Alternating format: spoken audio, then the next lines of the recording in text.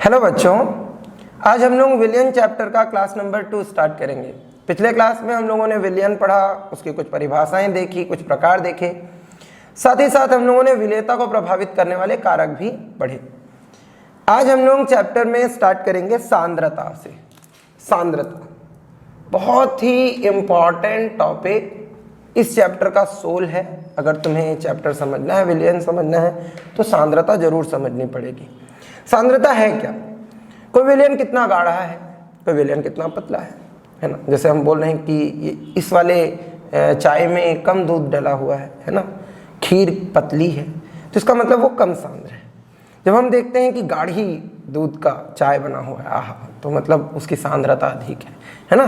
ठीक है, अगर बढ़िया दूध है ना अच्छे से डाल करके खीर बनाए तो खीर गाढ़ी बनेगी, है ना, तो वो उच्च सांद्रता की है। ठीक है, सांद्रता का मतलब विलायक में विलेय की मात्रा, है ना। सांद्रता को अभिव्यक्त करने की कई विधियां हैं।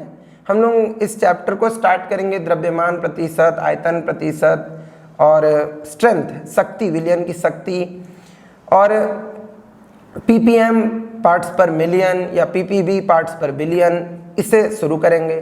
फिर हमें पढ़ना पड़ेगा मोलरता, नॉर्मलता, फॉर्मलता, मोलता। उसके बाद हम लोग अंत करेंगे मोल अंश से, है ना, मतलब मोल प्रभाव से। ये बेटा ये न्यूमेरिकल सेक्शन है बहुत, अगर इसके न्यूमेरिकल ही बनाने बैठे हैं तो 8-10 क्लास तो उसी में लग जाए, तो बहुत सारा न्यूमेरिकल इस बीच में हो सकता है।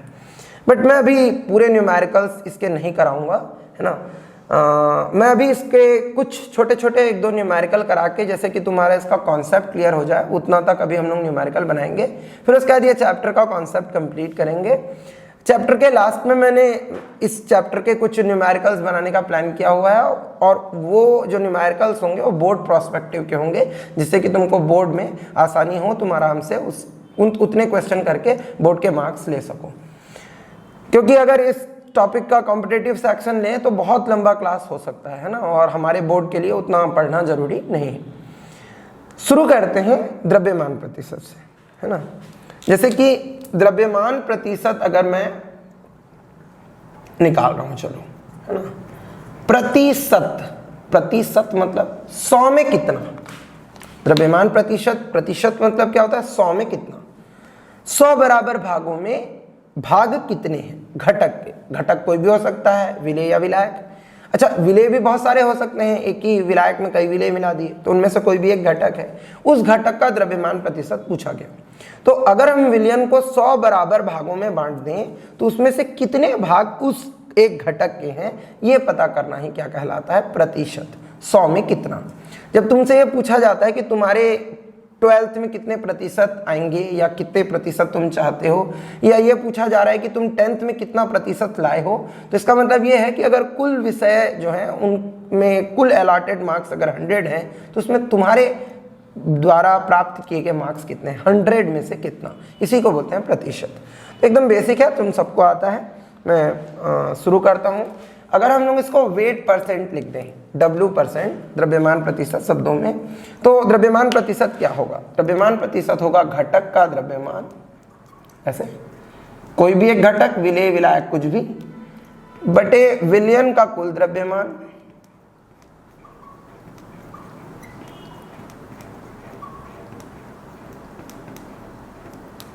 गुणा 100, जिसे कि हम 10 की घात 2 भी लिख सकते हैं, है ना। पावर में इसलिए लिखा क्योंकि इसका हम यूज करेंगे। तो घटक का द्रव्यमान प्रतिशत, इसको अगर हम लोग एक्सप्रेशन में लिखें तो W%, यदि प्रथम घटक A हो तो WA अपॉन W इंटू 100, है ना। एक्सप्रेशन में लिखना आसान होता है बेटा, थोड़ा सिस्टमेटिक भी लगता है, ऐसा लगता है कि न्यूमेरिकल्स थोड़े मोड़े आते हैं बंदे को, तो एक्सप्रेशन में लिखना चाहिए W% is equal to WA/W। अभी ऐसा हो सकता है विलियन के घटक जो हैं वो बहुत सारे हैं, वो A, B, C एंड ऐसे हो सकते हैं, है ना। तो बहुत सारे घटक हैं, तो नीचे तुम W जो है वो WA plus WB plus WC plus ऐसे कर सकते हो। तो इस तरह से हम लोगों ने क्या निकाल लिया, द्रव्यमान प्रतिशत। मूलतः इसी तरह से तुम क्या निकाल सकते हो, आयतन प्रतिशत। अगर हमसे ये पूछा जाए आयतन प्रतिशत क्या होता है, तो विलियन के 100 बराबर भागों में विलेय के आयतन की संख्या जो है उसको हम लोग क्या बोलेंगे, आयतन प्रतिशत वॉल्यूम परसेंटेज अगर लिखें तो इसको क्या लिख सकते हैं, घटक का आयतन बटे विलयन का कुल आयतन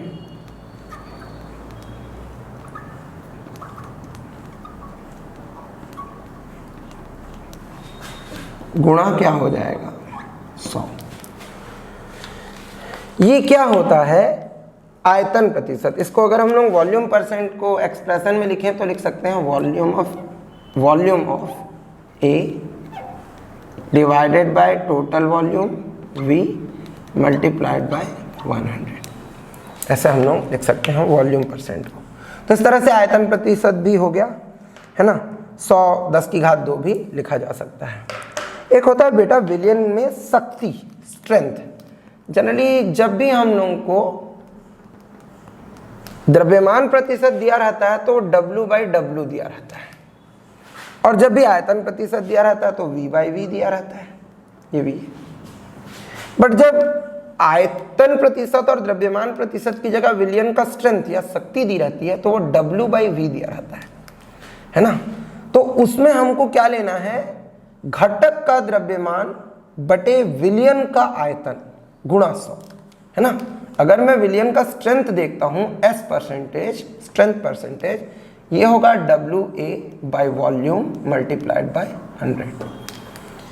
मतलब अगर हम इसका लिखें तो जो स्ट्रेंथ है वो क्या होता है, जैसे हम बोल सकते हैं अगर 2% स्ट्रेंथ है तो 100 ml विलयन में 2 ग्राम विलेय है।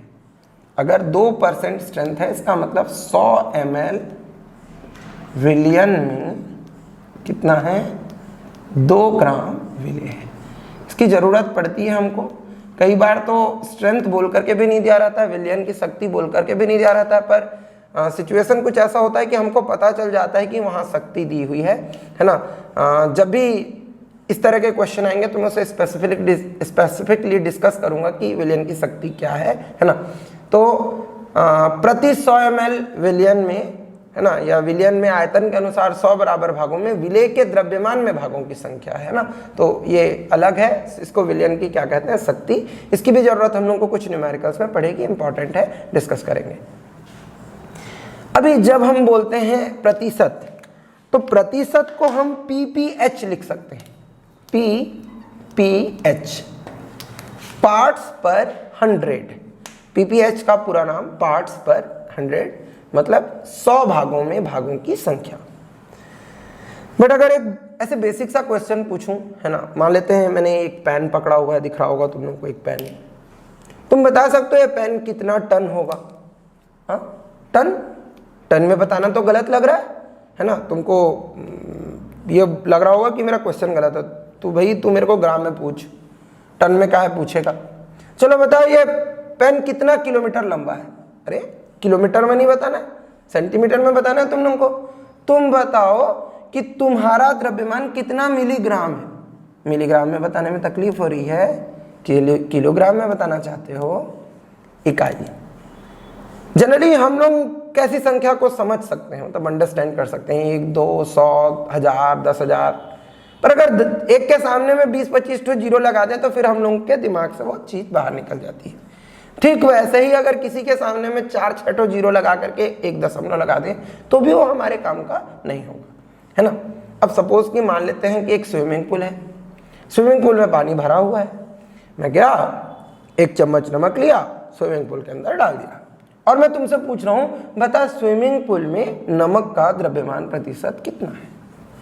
तो फिर तो गड़बड़ हो जाएगा, तो उस केस में बताना बहुत मुश्किल हो जाएगा।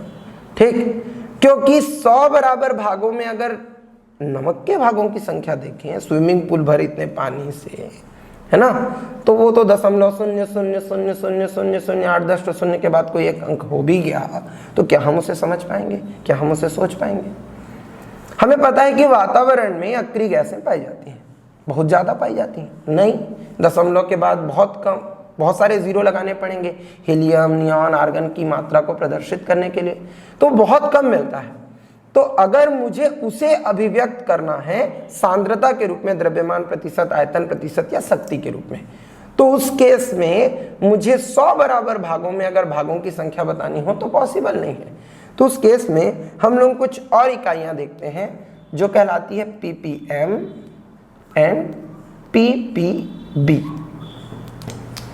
जब हम देखते हैं 10 की घात 6 बराबर भागों में, 10 की घात 6 बराबर 10 लाख भागों में विलेय के भागों की संख्या बताएं। यहाँ 10 की घात 2 की जगह 10 की घात 6 का गुणा कर दें, यहाँ 10 की घात 6 का गुणा कर दें, यहाँ 10 की घात 6 का गुणा कर दें, तो हो जाएगा ppm, पार्ट्स पर मिलियन। तो वहाँ परिभाषा हो जाएगी विलियन के 10 की घात 6 बराबर भागों में विलेय के भागों की संख्या को विलियन में विलेय का ppm कहते हैं। प्रतिशत द्रव्यमान ppm हो सकता है, आयतन प्रति ppm हो सकता है, शक्ति ppm हो सकता है ना। बट 10 की घात 6 बराबर भागों में विलेय के भागों की संख्या बताएं तो उसको क्या बोलेंगे, ppm। वही अगर 10 की घात 9 बराबर भागों में विलेय के भागों की संख्या बताएं तो उसे क्या बोलेंगे हम, ppb। तो इस तरह से ये जो द्रव्यमान प्रतिशत और आयतन प्रतिशत समझ में आ गया। अगर तुमको वेट के हिसाब से ppm निकालना होगा तो घटक का द्रव्यमान विलयन का कुल द्रव्यमान गुणित 10 की घात 6 हो जाएगा। तो सारे फॉर्मूले में 10 की घात 6 का गुणा करो और तुम्हारा ppm, और 10 की घात 9 का गुणा करो तो ppb निकल जाएगा। ठीक है, ये बस सांद्रता को अभिव्यक्त करने की विधियां हैं और कुछ नहीं है ना। हम लोग इस तरह से द्रव्यमान प्रतिशत, आयतन प्रतिशत या विलयन की शक्ति बताकर प्रदर्शित कर सकते हैं। बट कुछ विशेष सांद्रता को व्यक्त करने की विधियां भी हैं, जैसे कि मोलरता, नॉर्मलता, फॉर्मलता, मोलता, मोल प्रभाज, इनको भी पढ़ेंगे। बेटा अब हम लोग पहला सांद्रता को प्रदर्शित करने की एक विधि डिस्कस करेंगे जिसका नाम है मोलरता। बड़ा ही पॉपुलर है भाई, मोलरता क्या है। तो मोलरता का डेफिनेशन है 1 लीटर विलयन में घुले विलेय के ग्राम मोलों की संख्या को विलयन की मोलरता कहते हैं। 1 लीटर विलयन में घुले विलेय के ग्राम मोलों की संख्या को विलयन की मोलरता कहते हैं। अगर परिभाषा के हिसाब से देखें तो हम मोलरता लिख सकते हैं विलेय के ग्राम मोलों की संख्या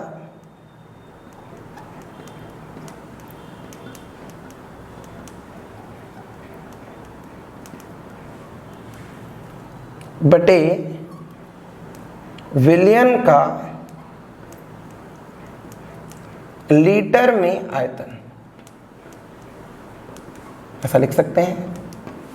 अगर विलयन का लीटर में आयतन 1 हो, नीचे हर जो है वो 1 हो, तो ग्राम मोलों की संख्या मोलरता के बराबर आ जाएगा। डेफिनेशन बन गया, क्या है, 1 लीटर विलयन में घुले विलेय के ग्राम मोलों की संख्या को विलयन की क्या कहते हैं, मोलरता कहते हैं। बस क्या आ गया डेफिनेशन।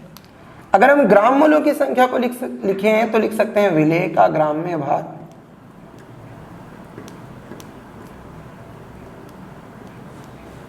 बटे विलेय का अणुभार। मोलों की संख्या हमेशा भार बटे अणुभार होती है, तुम लोग 11th में पढ़े होगे। लीटर में आयतन को अगर मैं लिखता हूं विलयन का मिलीलीटर में आयतन, मिलीलीटर में आयतन अगर लिखता हूं तो मिलीलीटर को लीटर में कन्वर्ट करने के लिए 1000 का भाग देना पड़ेगा, तो 1000 ऊपर चला जाएगा। मोलरता कैपिटल M से प्रदर्शित की जाती है। इसको विलेय का ग्राम में भार को हम लोग लिख सकते हैं WB, क्योंकि A तो विलायक है, प्रथम घटक, द्वितीय घटक विलेय होगा, WB लिख सकते हैं।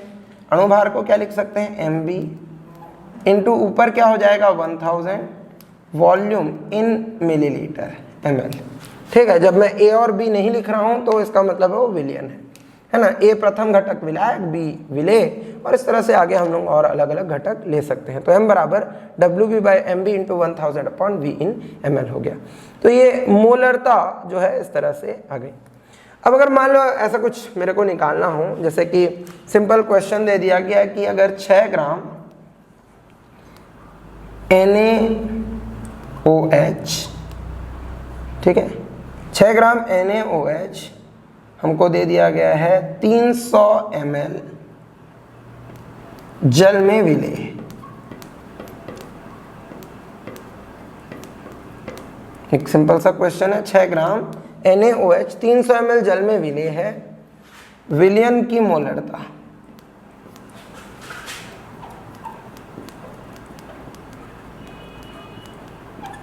ज्ञात कीजिए। बेटा दिया क्या क्या हुआ है, WB विलेय का भार कितना है, 6 ग्राम, एम भी अणुभार NaOH के लिए सोडियम का 23, ऑक्सीजन का 16, हाइड्रोजन का 1, टोटल मिलाकर के होगा 40। ठीक है। वॉल्यूम इन ml दिया हुआ है कितना, 300। तो अगर मैं ये वैल्यू रख दूं तो मोलरता निकल जाएगा। फॉर्मूला है WB into 1000 upon MB into volume इन ml। चलो WB की जगह रख देंगे 6 इंटू 1000, MB की जगह रख देंगे 40 इंटू, ये कितना आ रहा है 300 ml। ठीक है। तो ये भाई 2 0 तो यहाँ कैंसिल हो गया, 1 0 यहाँ कैंसिल हो गया, 3 दूनी 6 हो गया, और ये 2 एकम 2, 2 दूनी 4, मतलब 0.5 0.5 आ रहा है। इसका जो इकाई है वो मोल प्रति लीटर होता है, मोल्स प्रति लीटर। संख्या, मोलों की संख्या की इकाई मोल होती है, और लीटर में आयतन जो है वो लीटर में, तो मोल्स पर लीटर है ना। वैसे हम लोग इसको मोलर ऐसा भी पुकारते हैं। क्या पुकारते हैं इसको, मोलर। तो एक यूनिट इसका मोलर हो गया। तो एक सिंपल सा कोर न्यूमेरिकल है, उसको डिस्कस कर लिए। एक और डिस्कशन मैं करूंगा, उसको बोलते हैं तनुता सूत्र। तनुता सूत्र बेटा डाइल्यूशन फॉर्मूला, डाइल्यूशन मतलब विलायक मिलाना है ना, उसका बड़ा ज़रूरत पड़ता है। एक सिंपल सा फॉर्मूला है M1V1 is equals to M2V2। ये फॉर्मूला भी इसी फॉर्मूले से डिराइव हुआ है। हम चाहें तो इस फॉर्मूले को व्युत्पन्न भी कर सकते हैं, बट व्युत्पत्ति तो नहीं पूछा जाएगा, इसीलिए मैं कोर डिस्कशन नहीं कर रहा हूँ। अगर किसी को इसका डेरिवेशन जानना हो तो मुझे कमेंट सेक्शन में कमेंट करें, मैं उसका जवाब दूंगा कि इससे ये कैसे डिराइव किया जा सकता है। तो तनुता सूत्र M1V1 is equals to M2V2 होता है ना। तनुता का सिंपल सिचुएशन क्या है कि भाई हमारे पास एक सांद्र विलयन है, उसमें हम लोगों ने विलायक मिलाया, अब जो विलयन बना उस विलयन की सांद्रता निकालनी है। अब सपोज कि मान लेते हैं मैं तुम्हारे यहाँ गया तो तुम मेरे लिए शरबत घोल रहे हो, है ना। ये एक हाइपोथेटिकल सिचुएशन है, तुम घोलना चाह भी सकते हो, भगा भी सकते हो भाई। पर मान लेते हैं एग्जाम्पल मेरा है, तुम मेरे लिए शरबत घोल रहे हो, उतने में देखे कि एक और सर पहुँच गए तुम्हारे पास, तो तुम क्या करोगे, उसको फिर से उसके लिए भी घोलोगे ना। एक गिलास पानी लाए, एक गिलास शरबत, दोनों मिला दिए, बन गया 2 गिलास शरबत, तनु हो गया। पार्टी में जो चीज़ कभी नहीं खत्म होती ना बेटा, वो दाल है।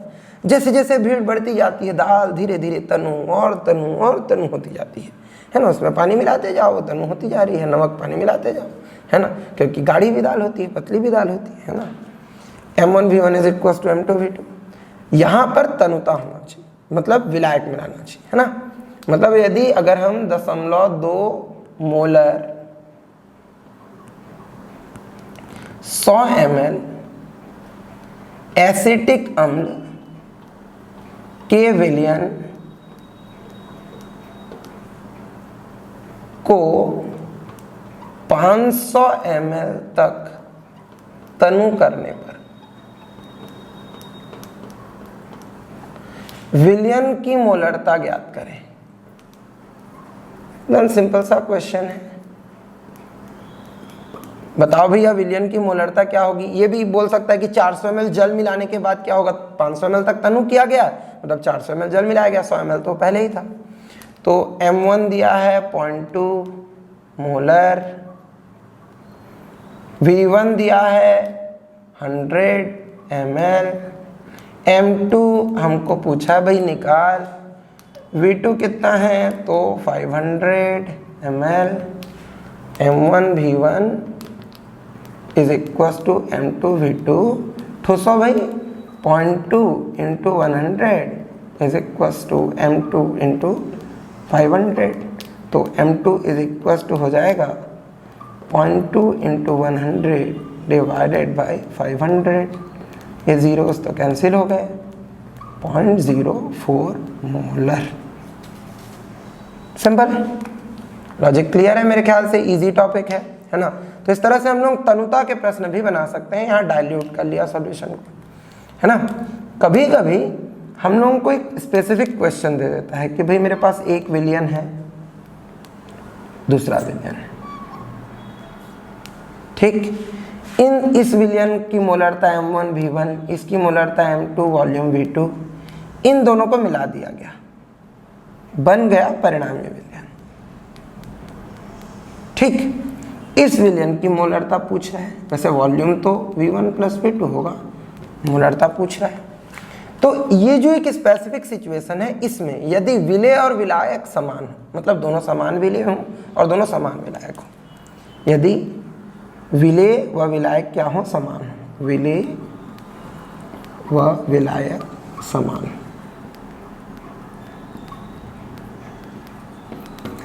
तो उस केस में जब विलेय विलायक समान होता है तो एक फॉर्मूला आएगा m = m1v1 + m2v2 upon V1 + V2। ठीक है, बस इस फॉर्मूले में वैल्यू पुट कर दो, तुम्हारा आंसर मिल जाएगा। तुमको दिया हुआ है, मान लेते हैं 0.2 मोलर NaOH 100 ml, ये दिया है 0.1 मोलर NaOH 200 ml। अब परिणामी पूछा है तो क्या होगा, ये 0.2 × 100 plus 0.1 × 200 divided by total volume कितना आ रहा है, 100 + 200 300। सॉल्व कर लो, सिंपल। तो ये हो गए इस मोलरता वाले टॉपिक के कुछ कोर न्यूमेरिकल, है ना। वैसे तुमसे उल्टे क्वेश्चन भी पूछे जा सकते हैं, जैसे मोलरता दे दिया, W भी पूछा, सब दिया, रख दो यार, निकल जाएगा, है ना, कुछ ऐसा टफ तो है नहीं। हाँ, अभी मैं ये नहीं बोल रहा हूँ, अभी मैं ये नहीं बोल रहा हूँ कि मोलरता जो है वो टॉपिक कंप्लीट हो गया, क्योंकि इसके कुछ स्पेसिफिक न्यूमेरिकल, कुछ विशिष्ट तरह के न्यूमेरिकल, एक तरह का होता है जिसमें डेंसिटी दिया रहता है, घनत्व, द्रव्यमान प्रतिशत दिया रहता है, उसको पढ़ाऊंगा। ठीक है, और नॉर्मलता से मोलरता बनाया जा सकता है, मोलरता से नॉर्मलता बनाया जा सकता है, मोललता मोलरता संबंध निकाला जा सकता है, मोल प्रभाज मोलरता संबंध निकाला जा सकता है, अलग अलग तरह के न्यूमेरिकल्स हो सकते हैं। उन न्यूमेरिकल्स को हम लोग चैप्टर के लास्ट में डिस्कस करेंगे। अभी मैं अगला जो अभी, क्योंकि हम लोग पहले थ्योरी को कंप्लीट कर लेते हैं, कोर कॉन्सेप्ट को कंप्लीट कर लेते हैं, उसको समझने के लिए जितना न्यूमेरिकल की जरूरत पड़ेगा उतना अभी मैं करा रहा हूँ। और उसके बाद वाला जो सेक्शन है जिसमें हम लोग लास्ट में केवल न्यूमेरिकल्स पर फोकस करेंगे, उसमें ज़्यादा डिटेल में उस टॉपिक को डिस्कस करेंगे। बेटा, अब अगली सांद्रता को अभिव्यक्त करने की विधि है नॉर्मलता। अब देखते हैं नॉर्मलता किसे कहते हैं। 1 लीटर विलयन में घुले विलेय के ग्राम तुल्यांकों की संख्या को विलयन की नॉर्मलता कहते हैं। ठीक है, नॉर्मलता अगर हम परिभाषा के अनुसार लिखें, नॉर्मलता को कैपिटल N से प्रदर्शित करते हैं, परिभाषा के अनुसार लिख सकते हैं विलेय के ग्राम तुल्यांकों की संख्या, ऐसे तुल्यांकों की संख्या बटे विलयन का लीटर में आयतन।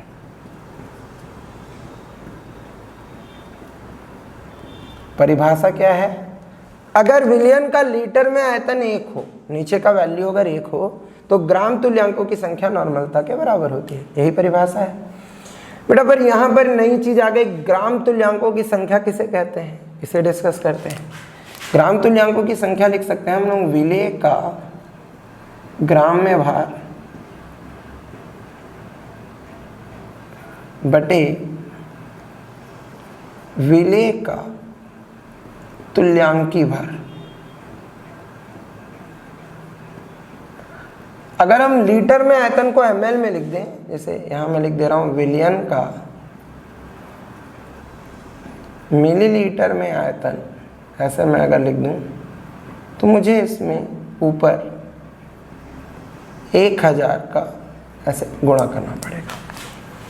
चलो, ग्राम तुल्यांकों की संख्या ग्राम में भार बटे तुल्यांकी भार हो गया, ml में आयतन किया तो ऊपर 1000 का गुणा हो गया। पर अभी नई चीज आ गई, क्या, तुल्यांकी भार। अब तुल्यांकी भार कुछ बच्चे 11th में पढ़े होंगे, है ना, इसको डिस्कस किया होगा कुछ लोगों ने। तुल्यांकी भार एग्जैक्टली है क्या, तुल्य अंकी भार। किसके तुल्य भाई, किसी पदार्थ का वह भार जो किसी अम्ल से 1 ग्राम हाइड्रोजन, किसी ऑक्साइड से 8 ग्राम ऑक्सीजन और किसी लवण से 35.5 ग्राम क्लोरीन विस्थापित करने के लिए पर्याप्त हो, उसे कहते हैं हम क्या, तुल्यांकी भार। तुल्यांकी भार मतलब तुल्य, इक्वल।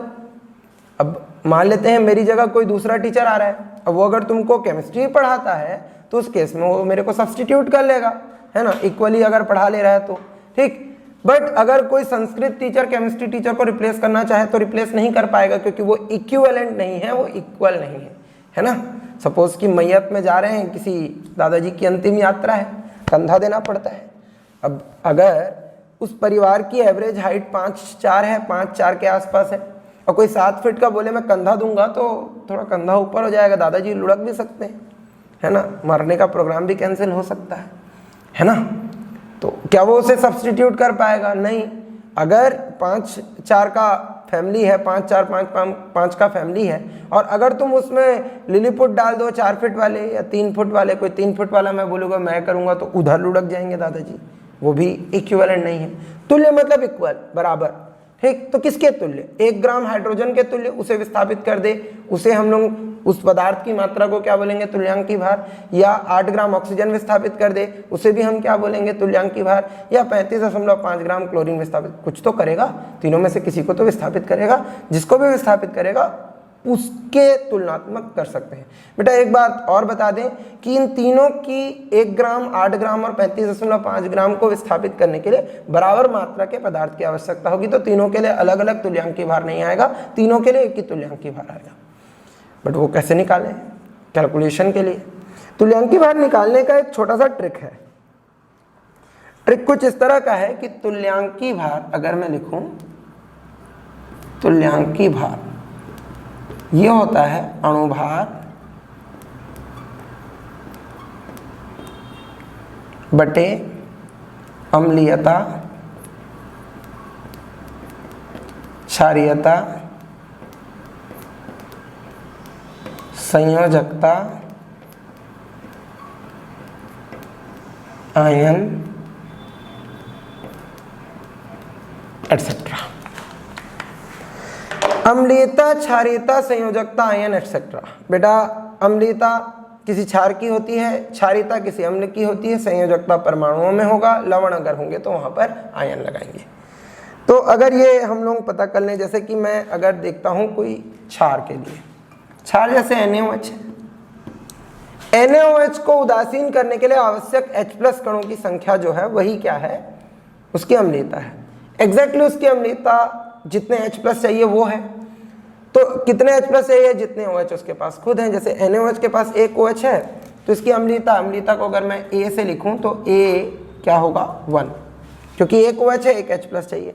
अगर यही कैल्शियम हाइड्रोक्साइड होगा तो इसके लिए कितना हो जाएगा? 2। यही अगर एल्यूमिनियम हाइड्रोक्साइड होगा तो इसके लिए कितना हो जाएगा? 3। तो ये आ गई अम्लीयता किसी क्षार की। क्षारीयता, क्षारीयता बेसिसिटी, ये बहुत लंबा टॉपिक है क्योंकि अम्ल कई प्रकार के होते हैं। जैसे कि अगर हम लोग लवण अम्लों की बात करें, लवण अम्ल, लवण अम्ल किन्हें कहेंगे? तो HCl, HBr, HI, 3 लवण अम्ल, HF को तो अम्ल नहीं बोलना चाहिए। तो HCl हो, HBr हो या HI हो, इसे संतुलित करने के लिए आवश्यक OH- कणों की संख्या 1 होगी। तो इन सब की क्षारीयता कितनी होगी? 1। तो लवण अम्ल हो गए।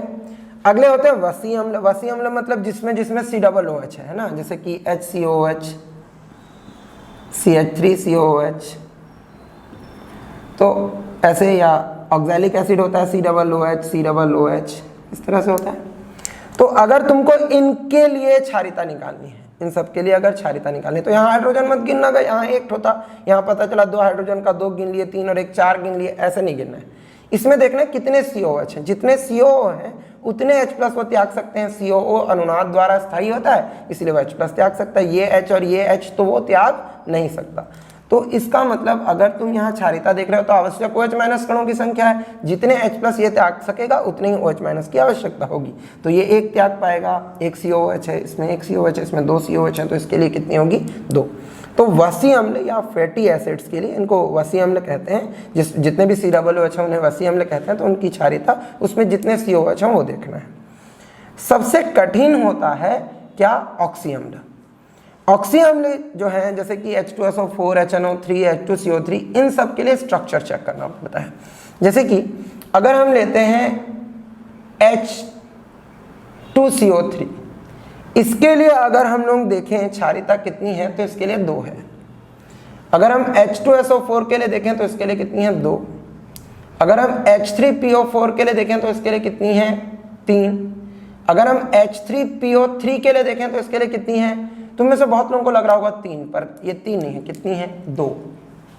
अच्छा, यहाँ 2 तो 2, 2 तो 2, 3 तो 3, 3 तो 2, ऐसे ये हाइड्रोजन नहीं काउंट करना है, स्ट्रक्चर बनाना है। जैसे कि अगर हम कार्बोनेट देखें तो कार्बन की संयोजकता कितनी होती है 4।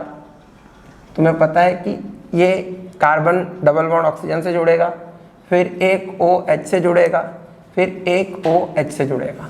वो इन H को त्याग सकता है, जिन H को वो त्याग सकता है, जो OH से जुड़े हैं उतनी ही उसको OH की जरूरत है, उतने H प्लस त्यागेगा तो उतने OH की जरूरत है, तो उतनी उसकी क्षारीयता होगी।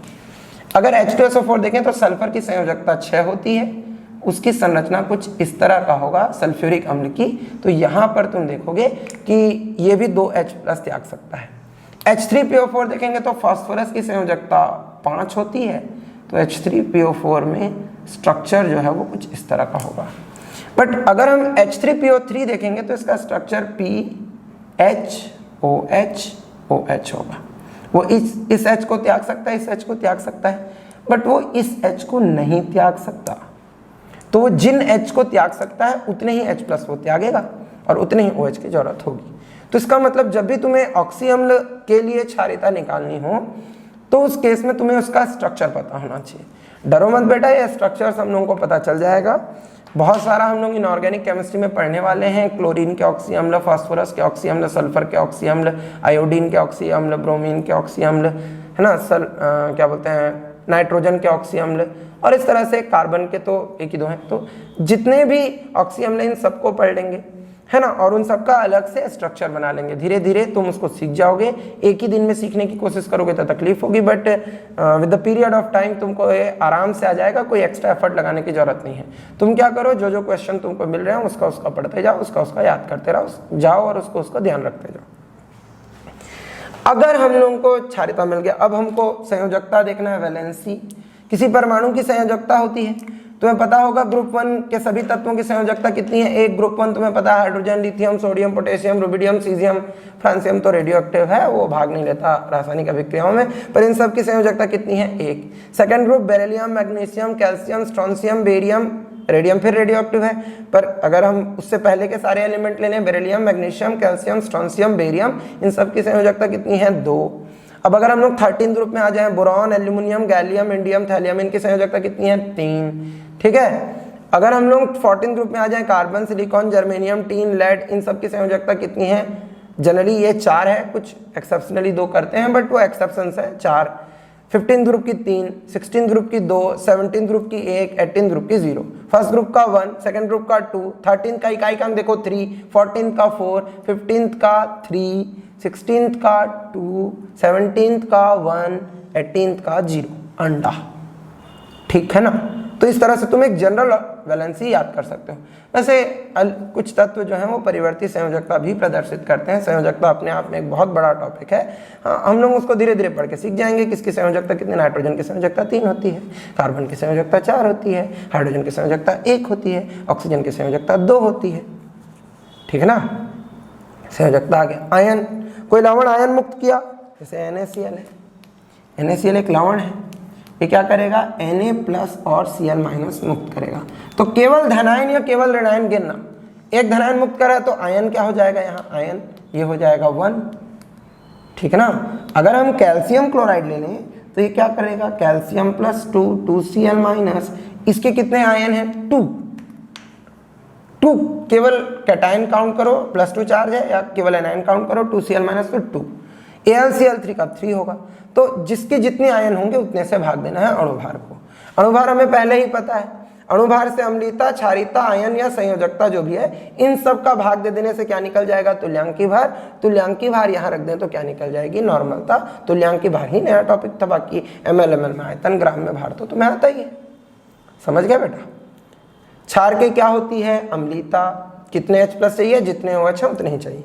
लवण अम्ल सबका 1 होता है क्षारीयता, वसी अम्ल में COOH काउंट करना, अगर किसी में 3 COOH है तो 3, किसी में 2 COOH है तो 2, 1 COOH है तो 1, हाइड्रोजन नहीं काउंट करना है। ऑक्सी अम्ल ही सबसे कठिन है मेरे ख्याल से, इसका तुमको स्ट्रक्चर बनाना पड़ेगा और वो धीरे धीरे आ जाएगा। ज़्यादातर का हाइड्रोजन जितना होता है उतना ही होता है, बट कुछ जगहों पर तुम देखोगे कि स्ट्रक्चर के हिसाब से बदल जाता है। जैसे इन तीनों में हाइड्रोजन काउंट करोगे तो काम चल जा रहा है, पर चौथे में गड़बड़ हो जा रही है। तो इसमें जो गड़बड़ है उसको पता करने के लिए तुमको सारे के स्ट्रक्चर पता होना चाहिए, है ना। इसको हम लोग भास्मिक गुण या क्षारीयता कहते हैं, तो वो हम निकाल लिए। फिर परमाणु की संयोजकता, प्रत्येक परमाणु कितने और परमाणुओं से जुड़ सकता है, ये उसकी संयोजकता कहलाती है। एक मैंने सिंपल ट्रिक बताया, फर्स्ट ग्रुप का 1, सेकंड ग्रुप का 2, 13 का 3, 14 का 4, 15 का 3, 16 का 2, 17 का 1, 18 का अंडा 0। ठीक है, आयन में क्या देखना है, धनायन ऋणायन में तोड़ो, कितने धनायन है कितने ऋणायन त्यागा, यही उसका आयन है। अब इस हिसाब से अगर मान लो मैं किसी का तुल्यांकी भार निकाल लेता हूँ, जैसे मान लेते हैं मैं H2SO4 का निकालता हूँ, बड़ा कॉमन कंपाउंड है।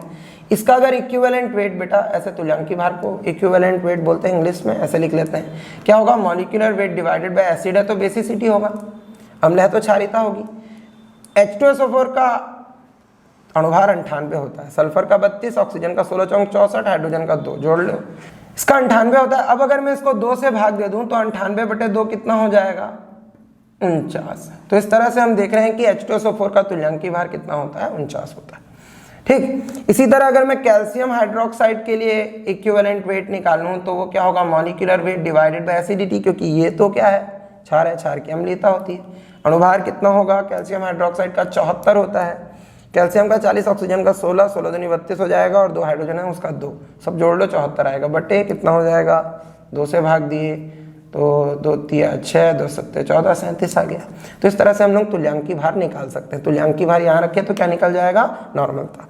अब मैं वही प्रश्न नहीं बताऊंगा, अगर तुम्हें विलेय का भार दिया है, विलयन का आयतन दिया है, तुल्यांकी भार तुम इस तरह निकाल सकते हो, तो वैल्यू पुट करो, नॉर्मलता आ जाएगी। फिर विलेय का भार निकालना है, नॉर्मलता दिया है तो पक्षांतर करो ना, तभी भी विलेय का भार निकल जाएगा।